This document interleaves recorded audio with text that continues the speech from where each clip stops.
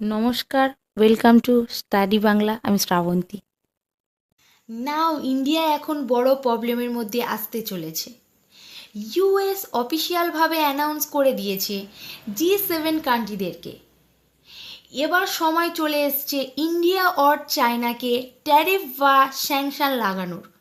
যখন আমরা বলছি G7, তখন এই 7টি দেশটিকে আমেরিকা অফিসিয়ালভাবে বলে দিয়েছে Japan, Canada, France, Germany, Italy, UK now India আর চায়নার ওপর স্যাংশন বা ট্যারিফ লাগানোর জন্য।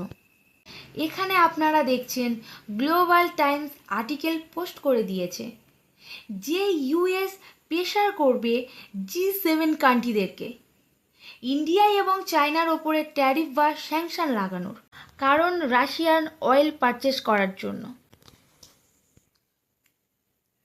নাও আপনারা ভাবুন, যদি আমেরিকার প্রেসারে G7 কান্ট্রি ইন্ডিয়ার উপরে ট্যারিফ লাগিয়ে দেয় তো কি হতে পারে। আমরা যদি দেখি ভারতের সর্বোচ্চ ট্রেডিং পার্টনারকে 1 নম্বর 2 নম্বর ইউএস এবং চায়না থাকে, কিন্তু যদি ব্লক হিসাবে আমরা দেখি তাহলে সব থেকে বড় ট্রেডিং পার্টনার হলো গালফ কান্ট্রি, যেমন সৌদি আরব, ওমান, ইউএই, আরও অনেক দেশ আসে। এদের সাথে সব থেকে বেশি ট্রেড ডিল হয়ে থাকে। এখানে অনেক লাল লাল দেখতে পাচ্ছেন, কারণ আমরা ইম্পোর্ট বেশি করি, এক্সপোর্ট কম করি। কিন্তু ইউরোপ ইউনিয়নের সাথে ট্রেড ডিল করাতে আমাদের $16.5 বিলিয়ন লাভ হয়, আরও ইউএসের সাথে $45 বিলিয়ন লাভ হয়। আমি টপ 10টি দেশগুলির কথা বলছি। আমরা চাইবো যে ইউরোপের দেশগুলি নিউট্রাল থাকে।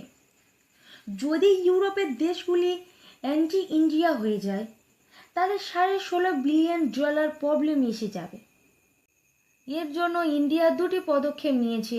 ইউরোপের টপ 2টি দেশ জার্মানি এবং ফ্রান্স, এদের সাথে আমাদের খুব ভালো সম্পর্ক। জার্মানি তো হিন্ট দিয়েছে যে ইন্ডিয়ার সাথে আমাদের ক্লোজার ইন্ডিয়া ট্রেড।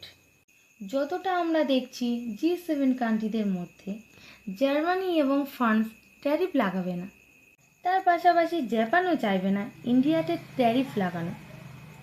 সো দেখা যাক আমেরিকার প্রেসারে G7 দেশগুলি কি করতে পারে। ওকে বাই, আবার দেখা হচ্ছে পরের একটা নেক্সট ভিডিওতে।